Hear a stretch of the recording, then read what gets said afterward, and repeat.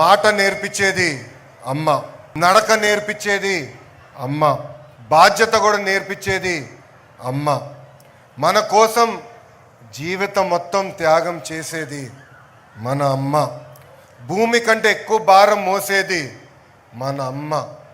అందుకే తల్లికి వందనం పేరుతో తల్లి రుణం తీర్చుకునేదానికి ఈరోజు ఈ ప్రభుత్వం ముందరికెళ్తుందని ఈ సభాముఖంగా తల్లిదండ్రులందరూ తెలియజేస్తున్నాను. అంతేకాకుండా ఆలు నేర్పించేది ఉపాధ్యాయులకు ఒక స్వార్థం ఉంటుంది. ఆ స్వార్థం ఏంటంటే వాళ్ళ చదువు చెప్తున్న పిల్లలందరూ బాగా మార్కులు రావాలి, అన్ని ర్యాంకులు కొట్టాలన్న స్వార్థం వాళ్ళలో ఉంటుంది. అందుకే ఉపాధ్యాయులను ఎప్పుడు చూసినా మనకి దేవుడు గుర్తొస్తారు.